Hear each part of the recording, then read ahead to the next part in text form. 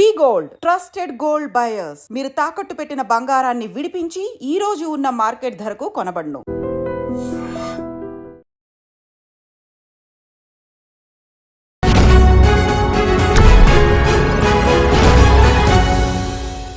Hello and welcome to the point. వివాదాల రామ్ గోపాల్ వర్మ గారికి మరొక కేసు ఉచ్చు బిగించుకుందా?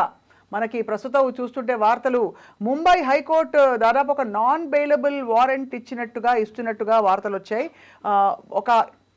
దాదాపు 7-8 ఏళ్ల క్రితం చెక్ బౌన్స్ కేసులో వర్మ గారిని అరెస్ట్ చేయవలసిందిగా కోర్టుకి ఆయన హాజరు కాకపోవడం కూడా ఒక నేరంగా పరిగణించిన కోర్టు అని చెప్పి తెలుస్తోంది. ఈ అంశంపై మాట్లాడబోతున్నాం. వర్మ గారి లాయర్స్, బై ద వే, నేను రామ్ గోపాల్ వర్మ గారితో స్వయంగా మాట్లాడాను. ఆయన లాయర్లు దీన్ని పరిశీలిస్తున్నారని, మ్యాటర్ కోర్టులో ఉంది కాబట్టి ఆయన మీడియా ముఖంగా ఏమీ చెప్పదలచలేదని చెప్పి ఆయన క్లారిఫై చేశారు. బట్ వీఆర్ టేకింగ్ కేర్ అని చెప్పారు. వీ హ్యావ్ విత్ అస్ ప్రముఖ న్యాయవాది, అందరికీ సుపరిచిత విశ్లేషకులు కూడా, ఆజాద్ గారు. ఆజాద్ గారు, యాజ్ అన్ అడ్వకేట్ ఈ కేసు నిలబడుతుందా లేదా, ఏం జరుగుతుంది చెప్పండి. ఏముంటుంది మేడం, ఇప్పుడు చెక్ బౌన్స్ కేసు అనేది పెద్ద క్రైమే కాదు. అది ఈ ఎకనామికల్గా ఈయన ఇచ్చుంటారు. అంటే ఇక్కడ ఎలా ఉంటుందంటే అండి, ఈ సినీ పరిశ్రమల్లో సంబంధించి అయి ఉంటుంది ఇది. బహుశా ఏంటంటే కొన్ని ఫుల్ఫిల్ చేయనప్పుడు, ఇప్పుడు సార్కి డబ్బులు కుదవలేక కాదు, ఆయన ఇవ్వలేక కాదు కదా. కొన్ని సందర్భాలు ఏమవుద్దంటే ఒక ఫుల్ఫిల్మెంట్ ఉంటుంది. ఆ సందర్భంలో ఏంటంటే వీళ్ళు చెక్ ఇచ్చినప్పుడు వాళ్ళు సరిగ్గా దానికి కార్యక్రమాలు ఏదైనా సరే వీళ్ళు అనుకున్న కమిట్మెంట్ కానప్పుడు జనరల్గా పట్టించుకోరు కదా. ఇది అలా 2018 కేసు అలా జరుపుకుంటూ పెండింగ్ వచ్చింది. రీసెంట్గా వేసేసి ఏదో మీడియాలో చెప్పినట్టు అల్చల్ చేయాల్సిన అవసరం లేదు. ఇది యథావిధిగా ఒక వ్యక్తి ఇచ్చాడు, నెగోషియబుల్ ఇన్స్ట్రుమెంట్ యాక్ట్ కింద మనం చెక్ ఇచ్చాము, అది ఏదో ఫుల్ఫిల్మెంట్ కానట్టుంది, కమిట్మెంట్ ఇద్దరి మధ్య ఏదో జరిగి ఉండొచ్చు, కామన్గా ఆయన పట్టించుకోకపోవచ్చు. అది కూడా ఈయనేమి ఇవ్వలేదంట కదా మేడం. ఇప్పుడు ఇచ్చింది వేరు, కానీ ఈయన సిగ్నేచర్ ఆథరైజేషన్ పర్సన్ కాబట్టి జనరల్ ఈయనకే వచ్చింది పెట్టిన సంతకం కాదు కదా మేడం. ఈయన కాదు కదా, ఈయన తాలూకు ఎవరో పెట్టి అది బౌన్స్ అవడంతో. బట్ అంత అంటే కేసుకి హాజరు కాకపోవడం కూడా నేరంగా పరిగణించాలి. అలా అంటే ఏముండదు. యాక్చువల్లీ ఏంటంటే చెక్ బౌన్స్ కేసుల్లో మనం రాకపోతే ఆప్షన్ పిటిషన్ వేస్తారు కామన్గా. అది ఎక్కడైనా అంతే, ఇప్పుడు మేమైనా అంతే. కొంతమంది ప్రముఖులు రాలేరు, మా దగ్గర కూడా చెక్ బౌన్స్ కేసులు వస్తుంటాయి, ప్రముఖులు ఉన్నారు. సో వాళ్ళు రారు, కామన్గా రాలేరు. రాని స్థితిలో ఏమవుతుందంటే జనరల్గా మేము ఆప్షన్ పిటిషన్ వేస్తాం ప్రతి వాయిదాకి. వేసినప్పుడు కోర్టు వారు యాక్సెప్ట్ చేస్తుంటారు, అది ఏమి ఇబ్బంది ఏమి లేదు. ఒకవేళ రాకపోతే ఎన్బిడబ్ల్యూ ఇష్యూ చేస్తారు, దానికి ఏమవుతుంది రీకాల్ పెట్టుకుంటాం. దాని పెద్ద వింతేముంది, అంతే పెద్దగా ఏముండదండి. ప్లస్ మీరు చూడండి, అందేరి కోర్టులో ఏమైంది, ఆయన కట్టలేదు కాబట్టి దీనికి కట్టమని చెప్తున్నారు. జనరల్గా ఏ చెక్ బౌన్స్ కేసులో కూడా అంతే ఉండదు. ఇప్పుడు 138, 142 కింద మనం ఫైల్ చేసినప్పుడు చెక్ బౌన్స్ ఏదైతే ఉందో అమౌంట్ కట్టమని కోర్టు వారు చెప్తారు. కట్టని పక్షంలో మీకు శిక్ష పడుతుంది. అవును, అంతే తప్ప సైమంటల్గా ఏమి ఉండదు. సో ఇందులో ఏమైంది, పలానా డబ్బులు 3.2 lakhs ఎంత 7 lakhs అయితే కట్టాలి. పెద్ద అమౌంట్ కూడా కాదు. అదే నేను దాని కూడా అదే ఆలోచిస్తున్నా. స్వప్న గారు ఇంటర్వ్యూ పిలిచారు అంటే చూస్తే ఆయనకి పెద్ద అమౌంటే కాదు అది. కాకపోతే ఏంటంటే అక్కడ కమిట్మెంట్ జరిగి ఉండొచ్చు నేను అనుకుంటున్నాను. సో అది దాని ద్వారా ఇప్పుడు అది పెద్ద ఇబ్బంది ఏం కాదండి. కట్టని పక్షంలో 3 months జైలు, అది అందరికి ఒక కామన్ మ్యాన్కి జరిగినట్టే జరుగుతుంది. కానీ చెక్ బౌన్స్ కేసులో టిపికలీ ప్రోటోకాల్ ప్రాసెస్ ఏముంటుందండి? చెక్ బౌన్స్ అయిందని చెప్పి అంటే 420 పెడతారా, లేకపోతే అలా ఏముండదండి. ఇప్పుడు జనరల్ చెక్ బౌన్స్ అంటే ఎలా ఉంటుందంటే అండి, నెగోషియబుల్ ఇన్స్ట్రుమెంట్ యాక్ట్ ప్రకారం. అవును, చెక్ అయినప్పుడు మనం కామన్గా యథావిధిగా నోటీస్ పంపిస్తాము. నోటీస్ పంపిస్తున్నా వీళ్ళు రిప్లై ఇస్తారు, ఆటోమేటిక్గా రిప్లై ఇస్తారు. రిప్లై ఇచ్చిన అదైన తర్వాత టైం ఇస్తారు. మామూలుగా టైం ఇచ్చిన 45 days ఉంటుంది మొత్తం నోటీస్ పంపించిన దగ్గర నుంచి. 1 month టైం ఇస్తాము. టైం ఇచ్చిన దగ్గర నుంచి రాకపోతే కోర్టులో ఫైల్ చేస్తాం. ఎదుటి వాళ్ళకి నోటీసులు వెళ్తాయి. తర్వాత వాళ్ళు వస్తారు, వాళ్ళు కౌంటర్ ఫైల్ చేస్తారు. ఎందుకు ఏం జరిగిందని కూడా కౌంటర్ ఫైల్ చేస్తే దాంట్లో ట్రయల్ నడిచింది. లాస్ట్లో కోర్టు వారు విచారించి అప్పుడు ఏదైతే అమౌంట్ ఏదైతే ఉందో అది ఉంటుంది. 420 అట్రాక్ట్ కాదు. ఎప్పుడంటే చెక్ ఇంటెన్షనల్గా అతను అకౌంట్ క్లోజ్ చేసినా ఇంకేదైనా ఉన్నప్పుడు దానికి వేరే సర్కమ్స్టాన్స్ని బట్టి ఉంటుంది.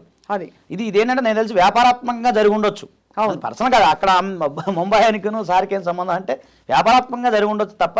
ఇప్పుడు జనరల్గా ఏంటంటే మా దగ్గరకు వచ్చే క్లయింట్లు ఏంటి, ఒక చెక్ బౌన్స్ ఉంటుంది, ఆయన కుటుంబ అవసరాల నిమిత్తం లేదా ఏదో నిమిత్తం ప్రాంప్స్ రాసిస్తారు, అది కామన్గా ఉంటుంది. ఈ బిజినెస్ పరంగా ఏమవుతుందంటే కొన్ని కమిట్మెంట్లు ఉంటాయి, ఒక కంపెనీ వాళ్ళకి ఇంకో కంపెనీ వాళ్ళకి, వాళ్ళు ఫుల్ఫిల్ చేయనప్పుడు ఇది జరుగుతూ ఉంటుంది. అవును. సో అప్పుడు చేయనప్పుడు కూడా, ఇప్పుడు ఉదాహరణ చెయ్యని పనికి డబ్బులు తీసుకున్నా కూడా నేరమే కదా. అవును. ఇప్పుడు నేను అసలు మీరు నాకు చెక్ ఇచ్చారు, ఒక పని చేయమన్న రాజా దగ్గర, ఇది పని చేయని అన్నారు, నేను చేయలేదు, కానీ ఆ చెక్ నేను ఆనర్ చేయలేదు కాబట్టి మీరు బౌన్స్ కేసు పెట్టారు. ఎస్.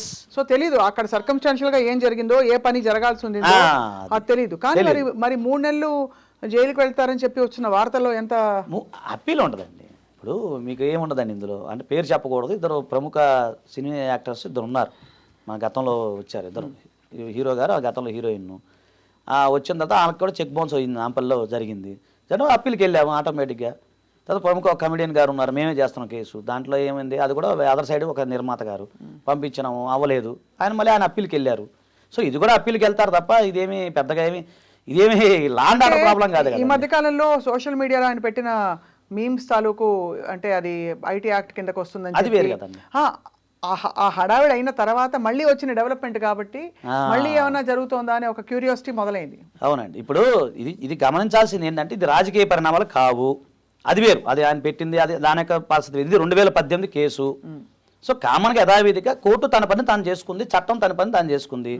కోర్టు ఇచ్చిన తీర్పు ఏదైతుందో మీరు నేను అందరం శిరసా వహించాలి. ఇప్పుడు సార్ అన్నట్టు గౌరవ కోర్టుకి రెస్పెక్ట్ ఇవ్వాలి, మనం రెస్పెక్ట్ ఇద్దాము.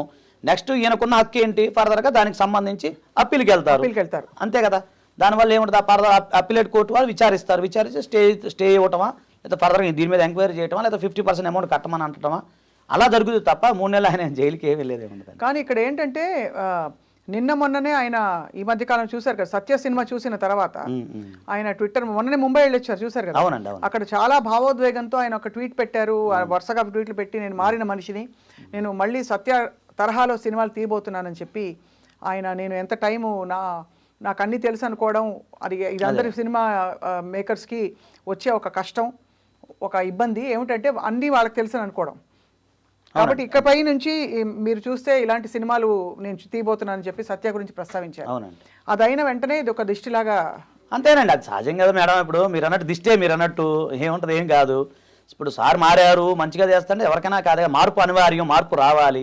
మార్పు రాకపోతే మనుగడే ఉండదు కదా. సో ఆయన చాలా ఫిలాసఫరు, ఆయన గొప్ప వ్యక్తి. ఇప్పుడు ఆయనకి తెలియాలి. సో మేము ఆయన ఫాలో అవుతుంటాం కామన్గా. కొన్ని సందర్భాల్లో కొన్ని వీడియోలు కూడా ఆయనే చూస్తుంటాం, మీరే చూస్తుంటాం మేము ఇంట్లో, నేను మా ఫ్యామిలీ అంతా. అన్ని వీడియోలు చూసాక మీకు ఏమనిపిస్తుంది, ఆయన డబ్బుల విషయంలో ఎలా ఉంటారనిపిస్తుంది? డబ్బుల విషయంలో ఆయన పెద్దగా పట్టించుకోరు అనిపిస్తుంది అండి. రేపు గురించి ఆలోచించరేమో అనిపిస్తుంది నాకు. డోంట్ కేర్ అన్నట్టు ఉంటుంది. నాకు తెలిసి ఒక వీడియోలో చెప్పారు, నా దగ్గర డబ్బులే ఉండవు అన్నారు ఆయన. అవును, వాస్తవంగా అప్పటి నుంచి నేను కూడా అదే ఫాలో అవుతున్నా. నిజంగా నా దగ్గర కూడా డబ్బులు ఉండవు. ఓహో, అంత ఏముండవు, ఒక గోల్డ్ బ్రేస్లెట్ అదేదో లేండి చెప్తున్నామే. అంటే కొన్ని బాగుంటాయండి ఆయన చెప్పినవి. అసలు చాలా ఒక్క మాట చెప్తా, టైం ఉందో లేదో మనకి. చెప్పండి సార్. మా ఇంట్లో ఒక సన్నివేశంలో ఒక సందర్భంలో వంట వార్పు ఇవన్నీ కూడా ఆయన చెప్పినప్పుడు అది మా ఇంట్లో వాళ్ళు చూపించినప్పుడు నిజం ఆయన చెప్పిన కరెక్టే అని చెప్పి వంట వార్పు చాలా తగ్గించేసాం మేము. అనవసరంగా లేదు, ఏదో అవసరమైతే వండుకుంటాం, లేకపోతే లేదు. అంతేనా? అంతే. ఇప్పుడు ఏంటి, హోటల్ తెప్పిస్తారా? కాదు, అవసరానికే తింటున్నాం. అది ఆయన చెప్పేది చాలా వేస్ట్ కార్యక్రమం పెట్టుకోవచ్చు. ఆయన పొద్దున చూసా వీడియో, బ్లడ్ ఆమ్లెట్ ఏదో తినే సింపుల్ గా ఉంటుంది. పొద్దున కూడా అదే అన్న, ఎందుకు ఈ టైం వేస్ట్, సార్ చెప్పినట్టు కొన్ని సింప్లిఫై అవుతున్నాయండి లైఫ్లో. పెద్దగా వంట గిన్నెలు తోముకుంటాం, పెద్ద పని చాలా సింప్లిఫై చేసుకున్నాడు ఆ లైఫ్ని. నేను కూడా అదే కొంచెం ఫాలో అవుతున్నాను, అది కరెక్టే అనిపిస్తుంది మనకి.